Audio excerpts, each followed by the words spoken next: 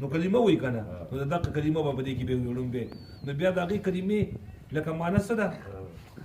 ستاسو چې غل پوښتنه تاسو نوم دی نو ته به څه وې بازار راځي که څه شي راځي او کنه بازار راځي دا بیا کلمه معنی چې نشته لایق د عبادت سوا د یو الله دا بازار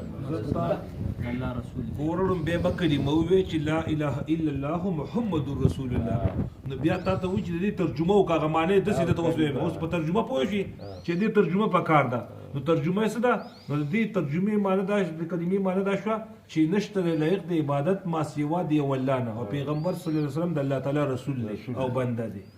به مقصد دا دی چې الله تعالی نه د کېدو یقین او مخلوق نه د نه کېدو یقین زمونږ او تاسو زړه کې راشي او د پیغمبر صلی الله علیه وسلم په طریقو کې کامیابی ده او په غیر طریقو کې ناکامي ده نو دا غواړي خواري او محنت یو څه لرګي غواړي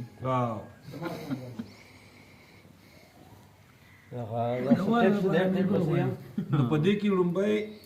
کلمت طیبه ده چې الفاظ لا اله الا الله محمد شزوان خان کترن خدمت حواله شوی دی چې نشته لایق د عبادت ما سوا دی ولانه او محمد رسول الله صلی الله علیه وسلم د الله تعالی رسول دی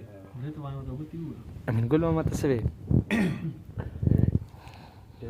دا چې دا تاسو چې کوم شی دا شیطان دی دا وګوره بل ته پاتې زبر دا ویډیو ګورم چې وګوره دی وخت موږ سره امین ګل ما جوړ دی شیطان ګور مرکز مشران څه وایي مرکز مشران وایي کنه وایي چې یو وخت چې په خې کنه چې نو د دې سره لوخي کنه لوخي اندي کنه تاسو لوخي اندي کنه دا لوخي اندي دا لوخي دا خدای اندي او روانه د دې تندکو د ته ولوي دا لوخي ته ولې د بشاره کې نو ګول کوش لوخي مات شو کنه نو دا سړی وته څه وایي دی وته وایي چې دا لوخي مات شو نو سره له بنور او کو د دې خدای د الله چې تا د خپل خدای لاس ته د بل چا په لاس کې ولې نه به د بغیر مرګ پرې دی نه او کو پرې نه دی کنه طلاق وایي یو ادواره و د دې موبایل له طلاق ورکړي مرکز مشران وایي بسم الله و د دې موبایل له طلاق ورکړي استغفر الله ګور هذا ذکرنا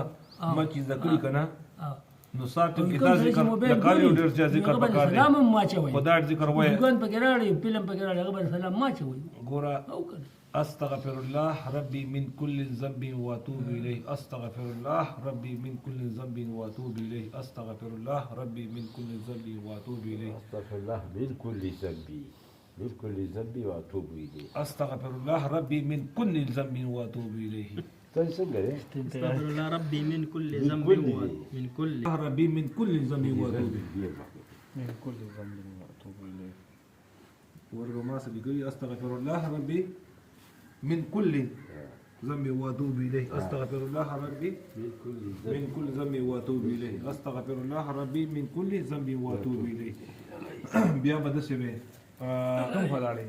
لا اله سبحان الله العظيم وبحمده سبحان الله العظيم وبحمده ولا حول ولا قوه الا بالله سبحان الله العظيم وبحمده ولا حول ولا قوه الا بالله سبحان الله العظيم وبحمده ولا حول ولا قوه